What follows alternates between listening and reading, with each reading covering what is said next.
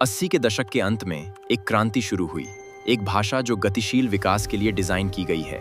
AI और web को सशक्त बनाना, सरल, शक्तिशाली और हर जगह।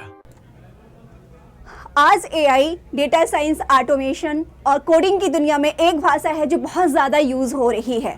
रिसर्च हो, इंटरव्यू हो, चाहे इंडस्ट्री हो, उसकी बहुत ज़्यादा डिमांड है। क्या आप जानते हैं कि वो भाषा कौन है? जी हाँ, वो भाषा है पाइथन। आज हम आपको पाइथन के बारे में ही बताएंगे। Welcome back to Adda 24/7। I am Devashree and today my session topic is python first class. अब इस फर्स्ट क्लास में मैं आपको क्या बताने वाली हूँ, तो मैं आपको जीरो से कोडिंग तक लेके चलूंगी। अब जीरो से कोडिंग तक ले चलने के लिए सबसे पहले हमें क्या सीखना है? सबसे पहले हमें उसकी फंडामेंटल्स को देखना है, ठीक है। एंड उसके पहले मैं आपको बता दूं कि ये पाइथन किस प्रॉब्लम को सॉल्व किया एंड कैसे आया।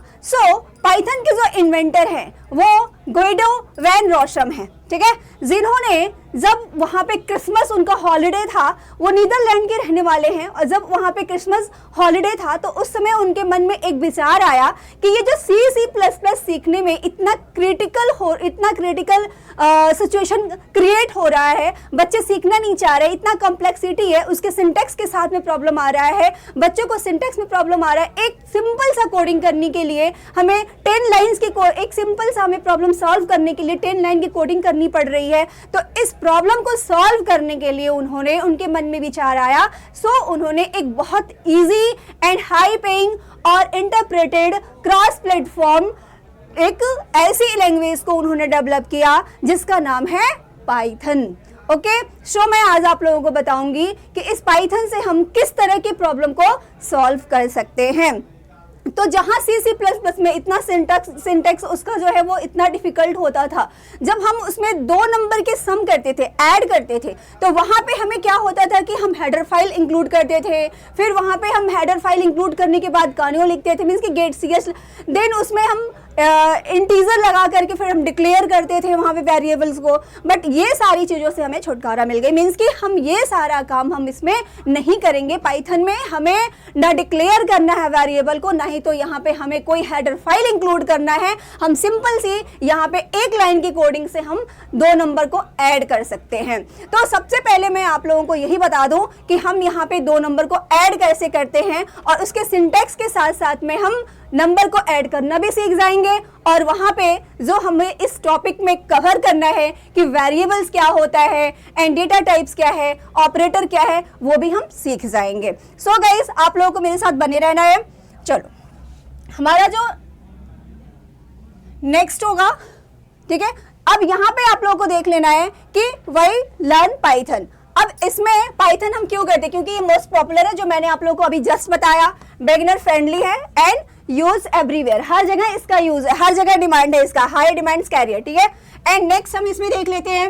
अब यहाँ पे देखो, हाई लेवल प्रोग्रामिंग लैंग्वेज है ये, ठीक है, मीन्स कि ये इसमें सारे फीचर है। इसमें अब जैसे C जो है ना, C आपका क्या है? आपका प्रोसेसर लैंग्वेज है, एंड C++ क्या है? ओप्स के कॉन्सेप्ट है, ऑब्जेक्ट ओरिएंटेड प्रोग्रामिंग। तो ये सारे प्रोग्राम्स की फैसिलिटी वो रखता है। अब ये मैंने आप लोगों को भी जस्ट बताया था कि ये इंटरप्रेटेड है, क्रॉस प्लेटफॉर्म। इंटरप्रेटेड का मतलब क्या होता है?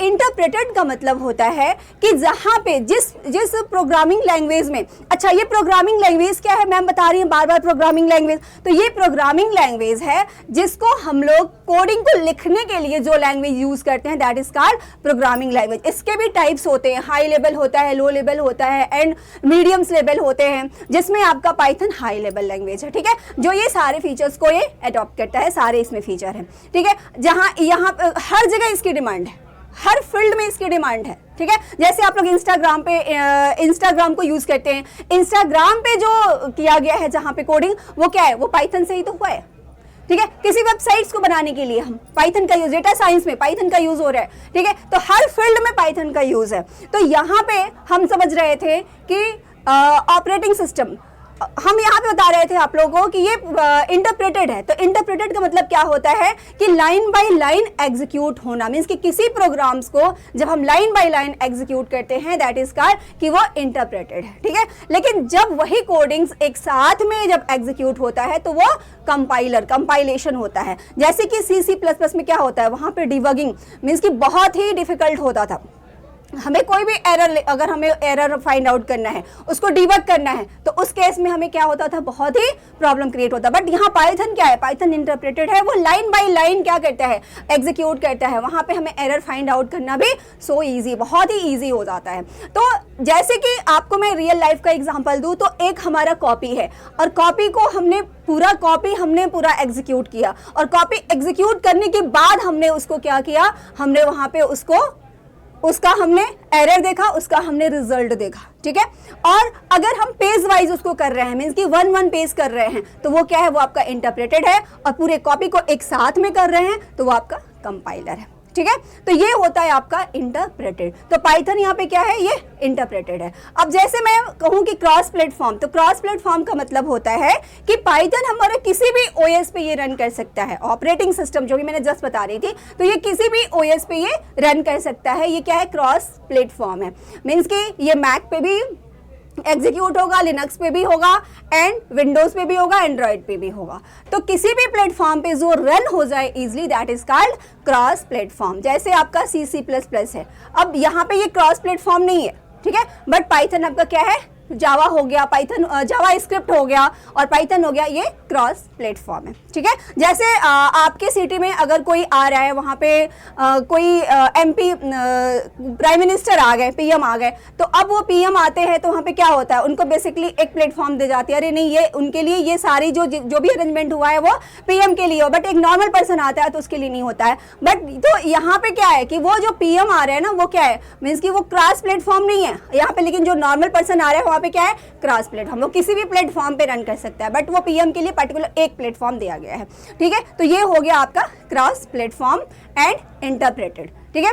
अब यहाँ पे हमें समझना है कि जो मैंने अभी जस्ट बोला कि OS क्या होता है, तो ये ऑपरेटिंग सिस्टम है। ऑपरेटिंग सिस्टम का काम क्या है, अगर मैम ने बोला कि ये किसी भी प्लेटफॉर्म पे रन कर सकता है, मींस कि किसी भी OS पे रन कर सकता है, तो ये ऑपरेटिंग सिस्टम है क्या, तो ऑपरेटिंग सिस्टम आपका एक सिस्टम सॉफ्टवेयर है जो यूजर और हार्डवेयर के बीच में एक इंटरफेस क्रिएट करता है। मींस कि वो हमें प्लेटफॉर्म देता है कि हम इंटरेक्ट हो सके अपने सिस्टम से। हमें अपने सिस्टम में इंटरेक्ट होने के लिए ऑपरेटिंग सिस्टम्स का बहुत ही नीड होता है, क्योंकि बिना ऑपरेटिंग सिस्टम के हमारा जो सिस्टम है ना, वो एक लाइक बॉक्स की तरह है, ठीक है, वो एक हार्डवेयर है। अब उस हार्डवेयर में हमें कोई सॉफ्टवेयर डालना पड़ेगा, मींस कि वही सॉफ्टवेयर हमारा सिस्टम सॉफ्टवेयर है, ऑपरेटिंग सिस्टम, जो हमें इंटरेक्ट करा रहा है, जो एक इंटरफेस बना रहा है यूजर और हार्डवेयर के बीच में, ठीक है। इतनी चीजें क्लियर हुई आप लोगों को। अब मैं यहाँ पे बताती हूँ कि जो पाइथन में हमें जो कोडिंग करना है, मीन्स कि हम थ्योरी थोड़ी पढ़ेंगे, हम यहाँ पे प्रैक्टिकल करेंगे ना।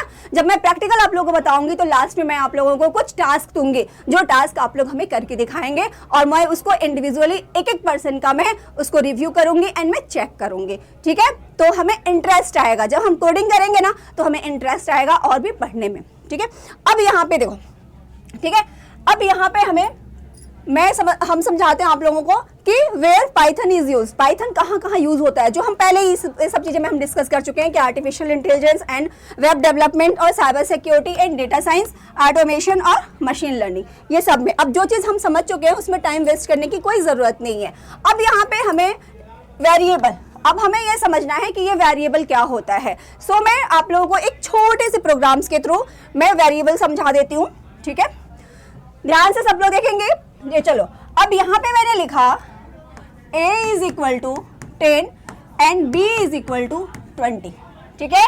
अब मैंने यहाँ लिखा c is equal to a plus b, एक साइड में मैंने ये लिख दिया, ठीक है, और एक साइड में मैंने यहाँ पे लिखा कि a is equal to int input. अब मैंने यहाँ लिखा इनपुट, ठीक है, और हमने यहाँ लिख दिया inter first number.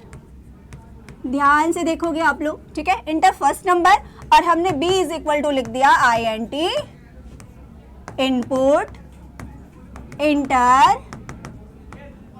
Inter second number. मैंने यहां लिख दिया इंटर सेकेंड नंबर। अब ध्यान से देखना है आप लोगों को। अब यहाँ पे हमने लिख दिया, या तो आप C लिखिए या तो आप डायरेक्ट यहाँ पे रिजल्ट लिख लो, ठीक है, या सम लिख लो, ठीक है।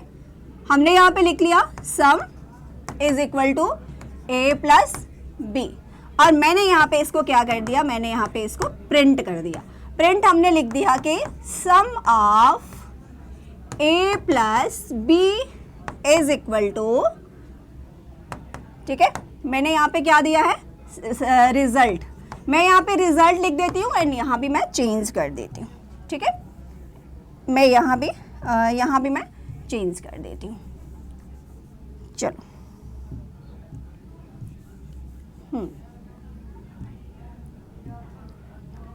मैं इसको चेंज कर लेती हूँ। चलो मैं यहाँ पे चेंज कर लेती हूँ, मैं यहाँ पे लिखती हूँ रिजल्ट, ठीक है, रिजल्ट इज इक्वल टू, अब जो आपका रिजल्ट यहाँ पे होगा वही रिजल्ट यहाँ भी होगा, ठीक है, इस चीज का ध्यान में रखना है। अभी आपको कुछ भी समझ में नहीं आ रहा होगा बिकॉज अभी तो मैंने कुछ इसमें एक्सप्लेन ही नहीं किया, इसलिए समझ में नहीं आ रहा होगा, लेकिन अभी कुछ देर पहले आप लोग खुद करोगे, मीन्स कि मैम ने अगर एक क्वेश्चन कराया ना तो 5 क्वेश्चन आप खुद से करोगे, ठीक है। अब यहाँ पे देखो हमें क्या लिखना है, सेम हमने वही लिखा, रिजल्ट इज इक्वल टू, ठीक है। अब फिर मैं रिजल्ट में मैं दे दूंगी जो हमारा है a इज इक्वल टू, यहां पे मैं दे दूंगी result is equal to a plus b, ठीक है। अब यहाँ प्रिंट का यूज जरूर करना है आपको, अभी मैं बताती हूँ क्यों करना है, और यहां भी मैं लिख देती हूँ कि sum of a plus B is equal to, और यहाँ पे मैंने क्या दिया है, तो मैंने यहाँ पे दिया है रिजल्ट, ये चीज ध्यान में रखना है। अब देखो, अब यहाँ पे जो मैंने प्रोग्राम बनाया, ये भी प्रोग्राम, ये दोनों का काम क्या है, सेम है, दोनों क्या करेंगे, एक ही प्रॉब्लम को सॉल्व कर रहे हैं, दोनों सम कर रहे हैं, बट यहाँ पे डिफरेंस बस इतना ही है कि हमने यहाँ पे वैल्यू को फिक्स कर दिया है और हमने यहाँ पे यूजर से इनपुट लिया है, ठीक है। मीन्स कि जब ये एग्जीक्यूट होगा तो वहां पे क्या होगा, जैसे ही हम इसको एग्जीक्यूट कराएंगे वहां उससे पूछेगा कि इंटर फर्स्ट नंबर, तो हम फर्स्ट नंबर देंगे, और इंटर सेकेंड नंबर, तो हम वहां पे क्या करेंगे, इनपुट सेकेंड नंबर करेंगे, ठीक है। बस इतना ही डिफरेंस है इसमें। अब यहाँ पे क्या है कि ये जो a है, ये चीज आपको ध्यान में रखना है कि यहाँ पे a b c, अब ये a b c क्या है, तो a b c यहाँ पे एक वेरिएबल है, क्या है, ये चीज ध्यान में रखना है आपको कि ये एक वेरिएबल है, ठीक है, या फिर हम इसको कह सकते हैं कि ये एक कंटेनर है, क्या है, ये एक कंटेनर है, या हम इसको कह सकते हैं कि ये एक प्लेस होल्डर है, क्या है, ये एक प्लेस होल्डर है, या फिर ये एक होल्डर है, आप इसको कुछ भी बोल सकते हो, ठीक है। इसलिए वेरिएबल है क्योंकि हम इसको वैरी कर सकते हैं, इसको हम चेंज कर सकते हैं। कंटेनर क्यों है, क्योंकि हम कंटेन कर सकते हैं, यहाँ पे हम जैसे एक बॉक्स है, बॉक्स में हमने कोई चीज रखा, कंटेन किया, और जब हमें जरूरत पड़ा तो हमने उसको अपने नीड के अकॉर्डिंग हमने उससे ले लिया, मीन्स कि एक मेमोरी हो गया जहां पे हमने क्या किया, जहां पे हमने उस वैल्यू को स्टोर किया और जब हमें जरूरत पड़ा तो हमने उससे ले लिया, ठीक है।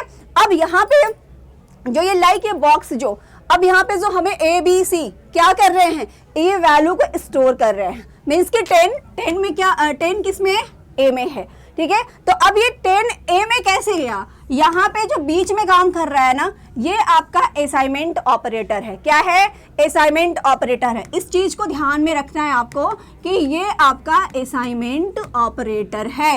अब मैं आप लोगों को बताऊंगी अभी कुछ देर बाद कि ये ऑपरेटर क्या होता है, बट अभी के लिए इतना समझो कि ऑपरेटर एक सिंबल है जो किसी स्पेसिफिक टास्क को परफॉर्म करने के लिए हम यूज करते हैं, ठीक है। जैसे यहाँ पे इज इक्वल टू है तो is equal to assignment operator है, हमने यहाँ पे प्लस का यूज किया है तो ये एडिशन ऑपरेटर है, मींस कि अर्थमेटिक ऑपरेटर के अंदर में आएगा। लाइक ऐसे ही मैं आप लोगों को अभी logical operator, relational operator, bitwise operator, Boolean, मतलब ये सारा कुछ आपको हम एक एक करके डिस्कस करेंगे। लेकिन अभी हमारे इस पहले क्लास में अभी आपको सिर्फ मैं बेसिक चीजों को बता रही हूँ और उसी पे आपको फोकस करना है, और आज से ही आप लोग जीरो से कोडिंग तक पहुंच जाएंगे। बहुत इंटरेस्ट आएगा अभी कुछ देर बाद। अब यहाँ पे समझ में आया कि ये असाइनमेंट ऑपरेटर है। अब ये असाइनमेंट ऑपरेटर क्या कर रहा है, क्या कर रहा है, तो ये हमारे वैल्यू को स्टोर कर रहा है। कौन से वैल्यू को स्टोर कर रहा है, मीन्स कि जो 10 है ना, 10 हमारा वैल्यू है, तो वैल्यू को स्टोर कर रहा है किसमें, वेरिएबल में, ठीक है। बस इसका इतना ही काम है। जहां पे ये दिखेगा ना समझ जाना कि ये असाइन कर रहा है, ठीक है। असाइनमेंट ऑपरेटर क्या कर रहा है, असाइन कर रहा है। जैसे मैथ में हम लोग देखते हैं ना, तो मैथ में क्या होता है, सिमिलैरिटी को चेक करता है, तो यहाँ ये सिमिलैरिटी को नहीं चेक कर रहा है, ठीक है। यहाँ पे सिमिलैरिटी को नहीं चेक कर रहा है, यहाँ पे ये असाइन कर रहा है। इतनी चीजें आपको ध्यान में रखना है। अब यहाँ पे जो देखो जो रिजल्ट है, result is also a variable, आप लोग को समझ में आ गया होगा, and is equal to also a assignment operator. अब यहाँ पे a प्लस बी में हमने क्या किया है, हमने यहाँ पे गाइज यहाँ पे देखो c is equal to a plus b है और result is equal to a plus b है। अब इसमें हमें एक ही रखना है, चाहे हम c रखें या फिर हम रिजल्ट रखें। यहाँ पे कोई एरर तो नहीं आएगा, एरर नहीं आएगा, बट यहाँ पे इसका कोई मतलब नहीं है, ये वन लाइन, ठीक है। तो इस वन लाइन को हम इरेज करते हैं, ठीक है, इस वन लाइन को हम यहाँ से इरेज कर देते हैं, हमें सिर्फ इसकी कोई नीड नहीं है, ठीक है। तो result is equal to a plus b हो गया। अब हमने क्या किया, यहाँ पे हमने रिजल्ट को, यहाँ पे रिजल्ट को हमने क्या किया, यहाँ पे हम रिजल्ट को प्रिंट करा दिया, ठीक है। अब ये रिजल्ट को हमने जो प्रिंट कराया है, अब ये प्रिंट क्या है यहाँ पे, ठीक है। आपका एक क्वेश्चन ये भी आ रहा होगा कि मैम ये प्रिंट है क्या, तो प्रिंट जो है वो इनबिल्ट फंक्शन है। क्या है, प्रिंट जो है वो आपका इनबिल्ट, ये आपका इनबिल्ट फंक्शन है, इस चीज को आपको ध्यान में रखना है। अच्छा, ये इनबिल्ट फंक्शन क्या होता है, तो हमारे पाइथन में दो टाइप के फंक्शन होते हैं। There are two types of Python function in Python. Python में दो प्रकार के फंक्शन होते हैं, एक होता है आपका यूजर डिफाइंड फंक्शन और दूसरा होता है इनबिल्ट फंक्शन। इनबिल्ट फंक्शन वो फंक्शन होता है जिसके मीनिंग पहले से ही डिफाइन है, मीन्स कि पाइथन के अंदर जिसकी मीनिंग पहले से डिफाइन है, that is called inbuilt function. और जिसको यूजर अपने अकॉर्डिंग यूज करता है, मीन्स कि अपने नीड के अकॉर्डिंग यूज कर रहा है, that is called user defined function. तो ये हमारा प्रिंट जो है वो इनबिल्ट फंक्शन है, जिसका काम क्या है कि कंसोल पे आउटपुट देना। अब यहाँ पे जो आउटपुट आएगा वो इसी की वजह से, मीन्स कि जब भी हम आउटपुट लेंगे कैलकुलेशन के बाद, तो वहां पे हमें क्या करना है, पहले हमने इनपुट लिया, फिर हमने उसमें क्या किया, हमने उसमें प्रोसेसिंग कराया, मीन्स कि कैलकुलेट कराया, और उसके बाद हम क्या करेंगे, आउटपुट हम ले रहे हैं। ये बेसिक जो आप लोगों ने स्ट्रक्चर पढ़ा भी होगा। अब ये जो है यहाँ पे इनबिल्ट फंक्शन है, ये चीज ध्यान में है। अब हमारा जो प्रोग्राम है, हमने इसमें क्या क्या समझा, हमने इसमें वेरिएबल भी देख लिया, हमने इसमें वैल्यू भी देख लिया, हमने ऑपरेटर भी देख लिया, और हमने इनबिल्ट फंक्शन भी समझ लिया इस छोटे से प्रोग्राम में, और ऑपरेटर क्या होता है ये भी हमने समझ लिया है, ठीक है। अब यहाँ पे एक छोटा सा प्रोग्राम हमने बनाया है जिसमें इतनी चीजों को मैंने आप लोगों को बता दिया कि ये क्या क्या होता है। बट यहाँ पे वेरिएबल तो समझ में आ गया, आपको कॉन्सेप्ट क्लियर हो गया कि ये वेरिएबल है। लेकिन हमें वेरिएबल लिखते समय ना, हमें वेरिएबल लिखते समय कुछ चीजों को, कुछ रूल को फॉलो करना है, और वो रूल ये है कि हमें वेरिएबल हमेशा डिस्क्रिप्टिव एंड मीनिंगफुल होना चाहिए। मीन्स कि अगर यूजर उसको रीड करे तो समझ में आ जाए कि ये किस प्रॉब्लम को सॉल्व कर रहा है। एक डेवलपर को हमेशा ये चीज ध्यान में रखना है कोडिंग करते समय कि हमारे यूजर, ठीक है, हमारे क्लाइंट को किस तरह का सॉफ्टवेयर चाहिए, और वो जो सॉफ्टवेयर क्रिएट कर रहे हैं, हम जो प्रॉब्लम को सॉल्व कर रहे हैं, उसमें यूजर उसको एक्सेस करते समय उसको कोई प्रॉब्लम ना हो, और उसको रिट्रीव करते समय, एक्सेस करते समय, उसको ऑपरेट करते समय वहां पे कोई भी किसी प्रकार का प्रॉब्लम ना फेस करना पड़े, ठीक है। तो जब भी हमें मेंटेन भी करना हो उसको, टेस्टिंग भी करना हो उसको, तो हम कोडिंग को इस तरह से हम करें कि जो भी वेरिएबल हो डिस्क्रिप्टिव फॉर्म में हो, कि हमें समझ में आए कि ये किस प्रॉब्लम को सॉल्व कर रहा है। तो ये चीजें हमेशा एक डेवलपर, एक कोडर को ध्यान में रखना है। इसलिए हमें वेरिएबल लिखते समय कुछ रूल को फॉलो करना है। आप वेरिएबल को लिखते समय स्नैक लेटर में लिख सकते हैं।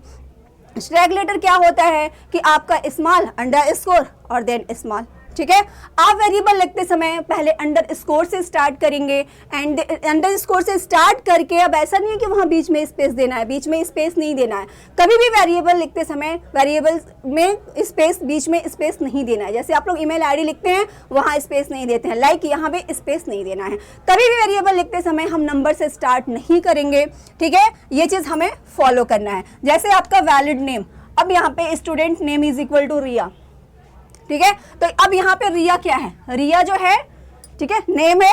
अब एक चीज और मैं आप लोगों को समझा दूं कि जो रिया है, ठीक है, इस रिया को डबल कोटेशन में लिखा गया है। बट आपको अभी मैंने प्रोग्राम जब दिखाया तो प्रोग्राम में क्या था, प्रोग्राम में हमने वहां 20 लिखा था, ठीक है। अगर हमने यहाँ b इज इक्वल टू 20 लिखा था तो हमने इसको डबल कोटेशन में नहीं लिखा। क्यों नहीं लिखा, इसलिए नहीं लिखा कि ये 20 जो है ना, ये इंटीजर था। क्या था, ये 20 हमारा इंटीजर था। लेकिन यहाँ पे रिया क्या है, रिया एक str टाइप का, str क्लास का जो है str टाइप का डेटा है, ठीक है, मीन्स की स्ट्रिंग है, जब भी आप इसको टाइप क्या है, टाइप एक इनबिल्ट फंक्शन है, और टाइप से अगर जब भी इसको चेक करोगे तो यहाँ पे ये क्या मिलेगा, ये क्लास इसका str दिखाएगा। वो भी मैं बताऊंगी आपको कि कैसे आप इसको चेक कर सकते हो। शो यहाँ पे नेम हमेशा किस में होगा, स्ट्रिंग में ही होगा, ठीक है। और हाँ, एक चीज और भी ध्यान रखना है कि डबल कोटेशन में अगर आपने इंटीजर भी दे दिया ना तो तब भी वो उसको क्या समझेगा, उसको वो str ही समझेगा, और str से वो क्या करेगा, कैलकुलेट नहीं करेगा। अगर आपने यहाँ पे लिख दिया कि a इज इक्वल टू, अगर आपने यहाँ पे लिख दिया a इज इक्वल टू 10, ठीक है, and b is equal to, आपने यहाँ लिख दिया कि b इज इक्वल टू 20। अब यहाँ पे अगर c is equal to a plus b कर रहे हो आप, ठीक है, अब अगर यहाँ पे c इज इक्वल टू आप यहाँ पे a प्लस बी कर रहे हो, तो ये क्या करेगा, ये कॉन्कैट करेगा, ये कैलकुलेट नहीं करेगा। कभी भी str से str में कैलकुलेशन थोड़ी होगा, आपको उसको कैनकेट करके उसको क्या करेगा, वो एक दूसरे से मर्ज कर देगा। मीन्स कि यहाँ पे जो आउटपुट आएगा ना वो 10 और 20 आ जाएगा, 30 नहीं आएगा, ठीक है। एरर तो नहीं आएगा, बट उसको जो प्लस ऑपरेटर आप यूज कर रहे हो कॉन्कैट कर देगा। ये चीज का आपको ध्यान में रखना है। चलो, अब यहाँ पे मैंने आपको बता दिया कि डेटा टाइप मीन्स कि ये रिया जो है, रिया किस तरह का डेटा टाइप है। अब स्टूडेंट नेम में ये हमारा क्या है, ये करेक्ट है, हम इस तरह से लिख सकते हैं। यहाँ पे टोटल मार्क्स में 95 है, 95 जो है वो इंटीजर है। इंटीजर क्या होता है, ऑल द होल नंबर्स, जितने भी होल नंबर हैं उसको हम लोग क्या बोलते हैं, दैट इज कॉल्ड इंटीजर, ठीक है। तो यहाँ पे आप 65, 95, 100 जो भी लिखो वो सब आपका इंटीजर है, चाहे वो निगेटिव हो चाहे वो पॉजिटिव हो, ठीक है। लेकिन अगर आपने वही डेसिमल में लिख दिया, पॉइंट में लिख दिया 9.5, तो वो आपका फ्लोट हो जाएगा, ये ध्यान में रखना है। अच्छा, ये डेटा टाइप मैम बताया जा रही है, ये डेटा टाइप है क्या? तो डेटा टाइप है जैसे आपने किसी ग्लास में वाटर फिल किया, अब वो ग्लास में वाटर फिल किया तो वो वाटर क्या है, वाटर आपका डेटा हो गया, बट वो ग्लास क्या है, वो डेटा टाइप है। मीन्स कि आप वाटर को अगर किसी दूसरे कंटेनर में रख रहे हैं तो आपका डेटा तो सेम है, बट चेंज क्या हो रहा है, उसका टाइप चेंज हो रहा है, that is called data type. ये आपका क्या है, डेटा टाइप है कि आपका इंटीजर हो गया, फ्लोट हो गया, str हो गया, ठीक है, बोल हो गया, ये सब आपके डेटा टाइप है जो हम आगे एक एक करके सारी चीजें डिस्कस करेंगे। अभी आपको बस इतना ही ध्यान देना है, बेसिक चीजें अभी आपको एकदम अच्छे से समझ लेना है ताकि आप जीरो से कोडिंग तक पहुंच सकें, ठीक है। इस क्लास में हमें आपको जीरो से कोडिंग तक ले जाना है, और जीरो से कोडिंग तक जाने के लिए आप लोगों को ये बेसिक चीजें बहुत जरूरी है सीखना। इसलिए जरूरी है, जैसे आप जब यूकेजी एलकेजी में पढ़ते थे तो आप लोगों ने लेटर सीखा था, ठीक है, इंग्लिश में अल्फाबेट लेटर सीखा था, ABCD। उसके बाद आपने वर्ड सीखा, आपने सेंटेंस सीखा, आपने प्रोग्राम, आपने पैराग्राफ सीखा। अब उसको आप लाइफ में उसको क्या करते हो, इम्प्लीमेंट करते हो। लाइक यहाँ भी आपको कोडिंग की दुनिया में जाने के लिए सबसे पहले ये फंडामेंटल जरूरी है समझना। ये बेसिक चीजें अगर आप नहीं समझोगे तो आप लोग कुछ भी नहीं कर पाओगे। तो हमें सबसे पहले ये जरूरी है कि हम वेरिएबल को कैसे डिक्लेयर करें, वेरिएबल क्या होता है, डेटा टाइप क्या है, ऑपरेटर क्या है, इसको समझना, ठीक है। तो ये हमारे बेसिक फंडामेंटल हैं। तो मैंने आपको इस क्लास में यही चीजें, मैं सारी चीजें को डिस्कस करूंगी, और लास्ट में आपको खुद से 5 क्वेश्चन करना है, ठीक है, और बहुत इंजॉय के साथ आप करोगे जैसे मैं इजी तरीके से आपको एक्सप्लेन कर रही हूं। अब यहाँ पे देखो, टोटल मार्क्स ये आपका क्या है, करेक्ट है, बट अगर आपने कुछ इस तरह से लिख दिया, मीन्स कि आपने second student is equal to, अब यहाँ पे हमने पहले ही मैं बता चुकी हूँ कि आपको नंबर से स्टार्ट नहीं करना है, ये आपका इनवैलिड हो जाएगा। अगर माय नेम किरण यहाँ पे लिखा हुआ है तो यहाँ पे आपको हाइफन नॉट अलाउड, ठीक है, हाइफन की जगह क्या लिख सकते हैं, तो आप अगर यहाँ पे अंडरस्कोर लगाते ना तो ये करेक्ट होता, बट हाइफन यहाँ पे नहीं कर सकते हैं, ठीक है। अब ये रिजर्व कीवर्ड, अच्छा कीवर्ड क्या होता है, तो कीवर्ड होता है, जैसे आप लोग पाइथन में बहुत सारे कीवर्ड हैं, जिस कीवर्ड की मीनिंग पहले से डिफाइन है, हम सिर्फ उसको यूज करेंगे, ठीक है, हम उसको एज ए वेरिएबल नहीं यूज कर सकते हैं, सिर्फ कीवर्ड को अपने अकॉर्डिंग, अपने नीड के अकॉर्डिंग यूज करेंगे। जैसे अभी हमने यहाँ पे प्रिंट यूज किया, अब मैं इफ यूज करूंगी कंडीशनल स्टेटमेंट पढ़ाते समय, मैं आपको लूपिंग रेपिटेशन बताते समय फॉर व्हाइल का यूज करूंगी, ठीक है, तो इसमें टाइप का यूज करूंगी, ये सारे आपके क्या है, रेंज का यूज करूंगे, ये सारे आपके कीवर्ड हैं, बहुत से कीवर्ड हैं। तो हम ये सारे जितने भी कीवर्ड नेम है ना, उस कीवर्ड को आप एज ए वेरिएबल नहीं यूज कर सकते हैं, ठीक है। तो आपको इस चीज का ध्यान रखना है। अब जैसे यहाँ पे स्पेस के लिए मैं पहले बता चुकी हूँ कि आपको स्पेस नहीं यूज करना है, ठीक है। तो ये सारी चीजें आई होप क्लियर हो गई होंगी गाइज। अब यहाँ पे स्टार्ट विथ अ लेटर, ठीक है, अंडरस्कोर से आप लोगों को यहाँ पे लेटर आर अंडरस्कोर जो कि पहले कवर कर चुकी हूँ मैं, ठीक है। यहाँ पे आपको lower case, underscore, snake case आप यूज कर सकते हो। आप यहाँ पे नेवर यूज पाइथन कीवर्ड, ठीक है। Keep name descriptive and 1 minute guys, keep name descriptive and meaningful, जो मैं आप लोगों को पहले ही ये चीज क्लियर कर चुकी हूँ, ठीक है, कि आपको नेम यूज करते समय हमेशा डिस्क्रिप्टिव और मीनिंगफुल होना चाहिए, ठीक है। तो ये क्या है, इसका रूल क्या है, वेरिएबल्स को जब भी हम डिक्लेयर करें, ये सारी चीजें आप लोगों को क्लियर हो गई होंगी। अगर किसी को कोई भी डाउट आता है तो हम लास्ट के 10 मिनट डाउट के लिए रखेंगे और एक एक बच्चे का हम डाउट क्लियर करेंगे या फिर एक डाउट सेशन रख लेंगे, ठीक है। अब यहाँ पे आप लोग को ये समझना है कि ये डेटा टाइप्स क्या होता है।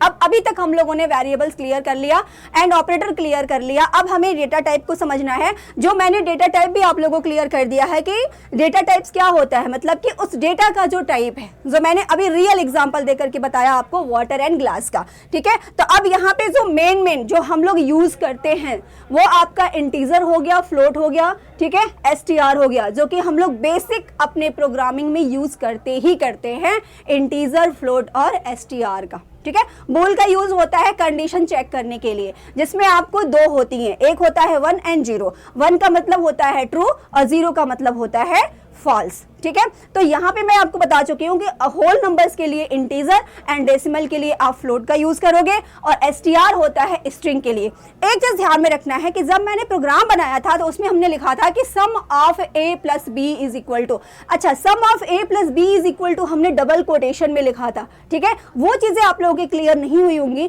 क्योंकि वो हमने लिखा था रीडेबिलिटी मोड को बढ़ाने के लिए, कि जब भी हमारा आंसर आए ना तो वहां पे लिख के आए कि sum of A plus B. हमने ए प्लस बी को ही तो सम किया था, या नंबर 1 नंबर 2 हम लिखते तो नम 1 नम 2 लिखते वहां पे, ठीक है। तो हमने रीडेबिलिटी मोड को इंक्रीज किया था कि यूजर देख करके समझ पाए कि यहाँ पे ये इसका रिजल्ट है सम ऑफ ए और बी का, ठीक है।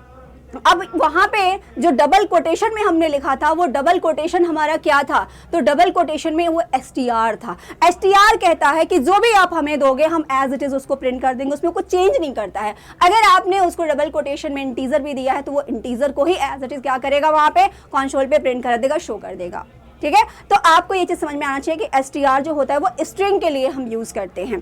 अब यहाँ पे जो बोल है, मैंने आपको बताया कि इसमें ट्रू एंड फॉल्स होता है। हम कंडीशन को चेक करने के लिए, जब मैं कंडीशनल स्टेटमेंट पढ़ाऊंगी तो आपको मैं बताऊंगी कि कैसे हम कंडीशन को चेक करते हैं अपनी चॉइस के अकॉर्डिंग, और जब भी वो एग्जीक्यूट होगा तो उसका फर्स्ट स्टेटमेंट ट्रू होता है और जो फॉल्स होता है वो एल्स में चला जाता है। वो जब हम लोग कंडीशनल स्टेटमेंट पढ़ेंगे तो वहां पे देखेंगे। आई होप ये सारी चीजें आप लोगों को क्लियर हो रही होंगी, ठीक है।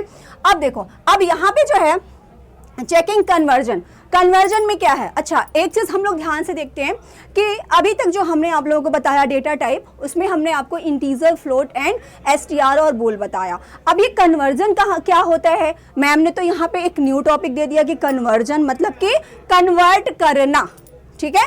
अब ये कन्वर्ट कैसे करेगा, तो अब ये कन्वर्ट ऐसे करेगा कि अगर हमने उसको टाइप दे दिया है इंटीजर का तो वो फ्लोट में कर दे, अगर हमने फ्लोट में दे दिया है तो वो क्या कर दे, इंटीजर कर दे, अगर हमने इंटीजर में दिया है तो वो एसटीआर कर दे, ठीक है। तो इसमें जो कन्वर्जन होता है हमारे पाइथन में, there are 2 types of conversion होते हैं, जिसमें आपका एक होता है इम्प्लिसिट और दूसरा होता है एक्सप्लिसिट। इम्प्लिसिट का मतलब होता है ऑटोमेटिक। क्या होता है, इम्प्लिसिट का मतलब होता है ऑटोमेटिक। ये आपको ध्यान में रखना है कि ऑटोमेटिक का मतलब होता है क्या, इम्प्लिसिट। चाहे आप ऑटोमेटिक बोलिए चाहे आप इसको इम्प्लिसिट बोलिए, बोथ आर सेम, ठीक है।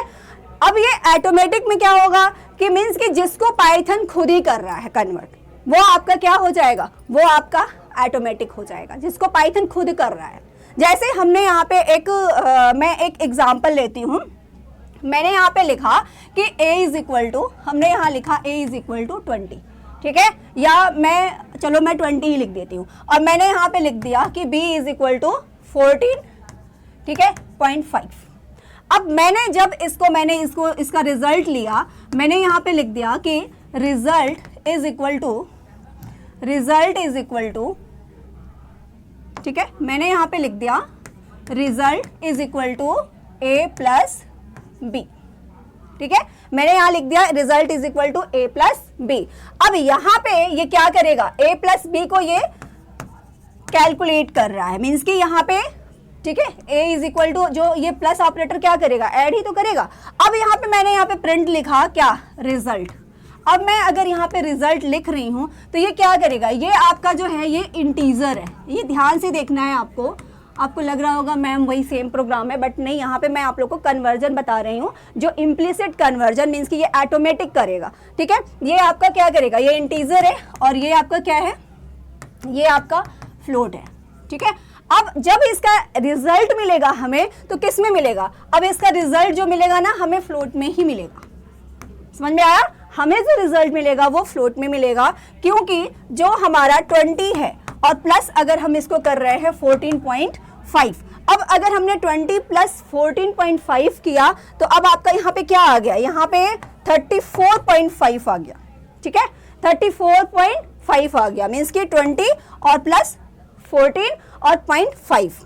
ठीक है, अब ये 34.5 क्या हमने कुछ किया इसके लिए, नहीं किया, पाइथन खुद ही कर लिया। मीन्स कि ये क्या है, this type of conversion is called implicit conversion, ये आपका इम्प्लिसिट है। ठीक है, ये ध्यान में रखना है कि ये आपका इम्प्लिसिट कन्वर्जन है जिसको पाइथन ने खुद ही करा है। अब यहाँ पे हम देखते हैं एक्सप्लिसिट कन्वर्जन। अब ये एक्सप्लिसिट कन्वर्जन क्या होता है, तो एक्सप्लिसिट कन्वर्जन होता है कि जिसे यूजर खुद करता है। ठीक है, अब जैसे अगर हमें यहाँ पे इंटीजर हमने लिया और हम उसको क्या कर रहे हैं, हमें तो अभी तक हमने जो बताया इम्प्लिसिट में उसने खुद ही किया, लेकिन अगर हमें अब यहाँ पे करना है, हमने यहाँ दे दिया कि a इज इक्वल टू, ठीक है, हमने यहाँ दे दिया a is equal to name. अब ये नेम क्या है, नेम जो है वो आपका str है। ठीक है, अब इसको हम करना चाहते हैं b इज इक्वल टू, ठीक है, b इज इक्वल टू, अगर हमने यहाँ पे दे दिया कि नेम जो हमारा है ना ये हमारा क्या हो जाए, इंटीजर हो जाए, तो फर्स्ट टाइम में तो अगर हम इसको इंटीजर बना रहे हैं, नेम को अगर हम इंटीजर बना रहे हैं तो ये हमारा नेम इंटीजर नहीं हो सकता है, इसमें तो हमारा क्या हो जाएगा, इसमें हमारा इनवैलिड लिटरल आ जाएगा, इसमें एरर आ जाएगा। ठीक है, इस टाइप का कन्वर्जन क्या हो गया, यहाँ पे एरर आ जाएगा, क्योंकि ये डायरेक्ट यहाँ पे क्या करेगा, नेम को, नेम क्या है, str है, अब str से वो इंटीजर में नहीं कन्वर्ट करेगा ना।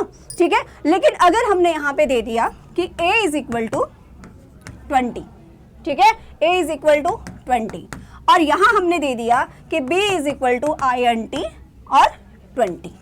ठीक है, तो 20 में int हम यहाँ a लिख देंगे, हमें डायरेक्ट इसको लिखने की ज़रूरत नहीं है, हम यहाँ पे हमें नेम लिखने की नीड नहीं है, हम यहाँ सिर्फ a लिख देंगे।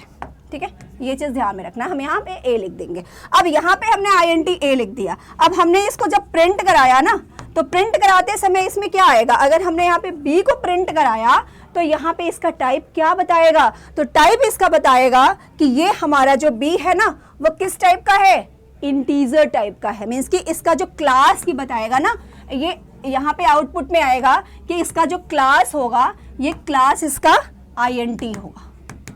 ठीक है, ये इसका क्लास int होगा। अच्छा, अगर ये क्लास int बता रहा है तो क्या ये अपने से थोड़ी बताएगा, आपको इसको देना पड़ेगा ना। इसको क्लास int बताने के लिए हमारे पास एक है टाइप इनबिल्ट फंक्शन, जिसको हम लोग बोलते हैं टाइप इनबिल्ट फंक्शन। अच्छा, अब ये टाइप इनबिल्ट फंक्शन का काम क्या है, तो टाइप इनबिल्ट फंक्शन का काम ये है कि यहाँ पे टाइप इनबिल्ट फंक्शन क्या करेगा, टाइप को बताएगा। जैसे अगर हमने यहाँ लिखा प्रिंट, हमने यहाँ लिखा प्रिंट, और प्रिंट में हमने डायरेक्ट दे दिया कि 3.14 और मैं इसको लिख रही हूँ। ठीक है, मैं यहाँ पे कोई वेरिएबल नहीं ले रही हूँ, मैं डायरेक्ट लिख रही हूँ। यहाँ पे मैंने यहाँ लिख दिया टाइप, ठीक है, और 3.14। अब ये बताएगा मुझे कि ये टाइप जो है ना 3.14 जो है ये किस तरह का है, तो ये मुझे बताएगा कि क्लास इसका क्या है, क्लास इसका, तो क्लास इसका है फ्लोट। ठीक है, ये मुझे आउटपुट में मिलेगा कि ये जो आपका 3.14 है ना ये किस टाइप का है, तो ये क्लास फ्लोट टाइप का है। तो ये चीज हमें ध्यान में रखना है। अब अगर ऐसे ही हमने यहाँ लिख दिया कि b is equal to hello, अब यहाँ पे ये क्या बताएगा, तो यहाँ पे ये बताएगा यहाँ पे बताएगा प्रिंट b, और हम यहाँ लिखेंगे टाइप।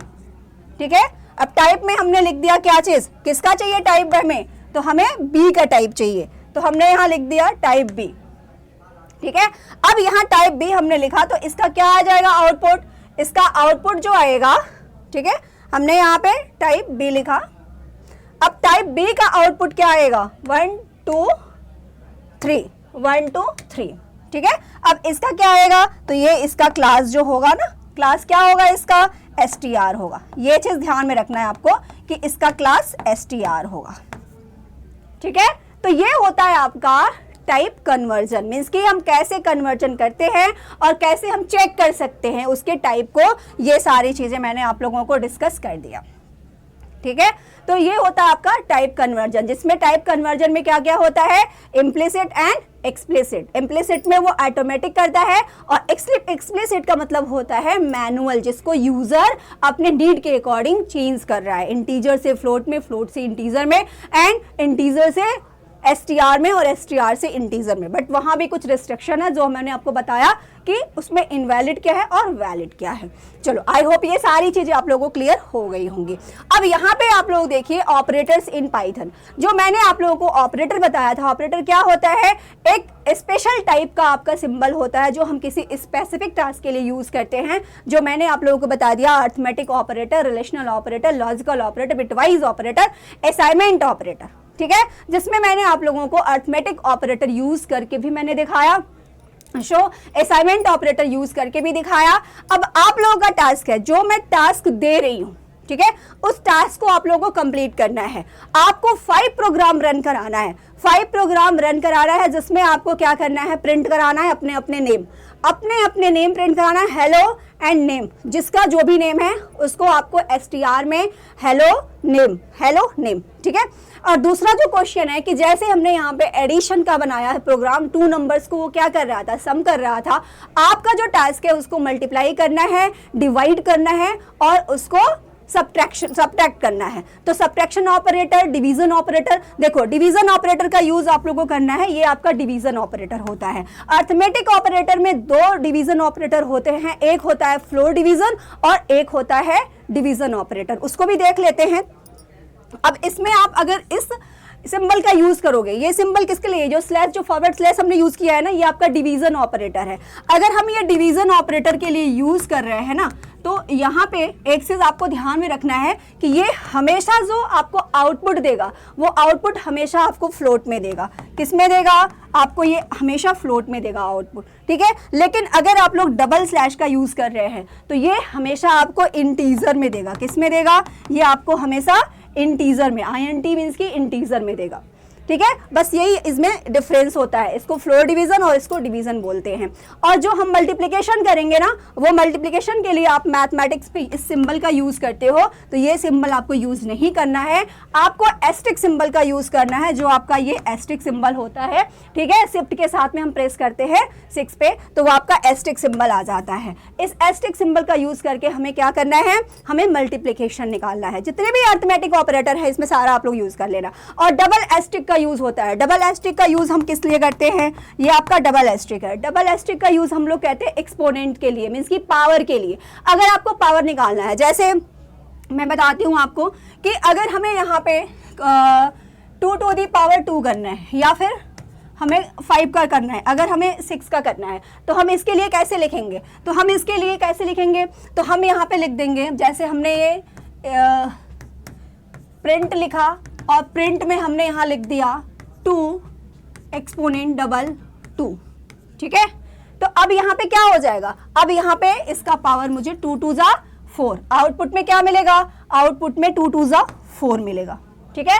लेकिन जैसे ही हमने यहाँ पे लिखा प्रिंट, हमने यहाँ लिखा प्रिंट 5 एक्सपोनेंट 2, ठीक है। तो अब यहाँ पे आप लोगों को क्या मिलेगा, 5 5 जा 25, ठीक है। अब अगर हमने यही चीज लिख दिया, क्या चीज, प्रिंट एंड 6 एक्सपोनेंट 2, तो अब आपको क्या मिलेगा, 6 6 जा 36। ये चीज ध्यान में रखना है आपको कि ये एक्सपोनेंट के लिए यूज होता है, मींस कि यहाँ पे पावर के लिए जो हम यूज करते हैं वो हम डबल एस्ट्रिक का यूज करते हैं, ठीक है। अब यहाँ पे एक चीज और मैं बता दूं कि जो आपका अर्थमेटिक ऑपरेटर है, उस अर्थमेटिक ऑपरेटर में एक और आता है आपका परसेंट। अब ये परसेंट का यूज आप लोग मॉडुलस ऑपरेटर के लिए करते हो। किसके लिए करते हो, ये आपको ध्यान में रखना है कि ये आपका मॉडुलस ऑपरेटर है, ठीक है। बहुत से बच्चे समझ रहे होंगे कि ये परसेंटेज निकालने के लिए, नहीं, परसेंटेज निकालने के लिए हम यूज नहीं करते हैं, ये मॉडुलस ऑपरेटर है। अगर आपने यहाँ पे रिमाइंडर फाइंड आउट करना है तो हम इस मॉडुलस ऑपरेटर का यूज करते हैं। जैसे यहाँ पे हमने लिख दिया 4% 2, तो अब इसका रिजल्ट क्या आएगा, इसका रिजल्ट क्या आएगा, अब इसका जो रिजल्ट आएगा 2 2 4 होता है, तो इसमें रिमाइंडर कितना बचेगा, 0 बचेगा, तो यहाँ रिजल्ट आ जाएगा 0। लेकिन अगर हमने यहाँ पे लिख दिया है कि 5% 2, तो इसका कितना आएगा, इसमें रिमाइंडर आएगा आपका 1। ठीक है, तो ये बेसिकली यूज होता है हमें रिमाइंडर फाइंड आउट करने के लिए, तो ये आप लोगों को ध्यान में रखना है। ठीक है गाइज, तो आपको मैंने ये सारी चीजें बता दिया, मीन्स कि अब आपको कंपैरिजन और लॉजिकल ऑपरेटर समझना है, जो हम नेक्स्ट टॉपिक में कवर करेंगे कि ये कंपैरिजन और लॉजिकल ऑपरेटर्स क्या होता है, जिसको हम लोग यूज करेंगे। इसको हम लोग जब कंडीशनल स्टेटमेंट में पढ़ाऊंगी तो उसमें आपको बहुत अच्छे से comparison and logical operator use भी करूंगी, और आपको ये सारी एक एक चीज़ें उसको प्रोग्राम में हम इम्प्लीमेंट करके दिखाएंगे कि कैसे इसको हम इम्प्लीमेंट कर रहे हैं।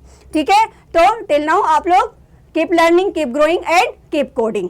ओके, बाय गाइज, जय हिंद, जय भारत।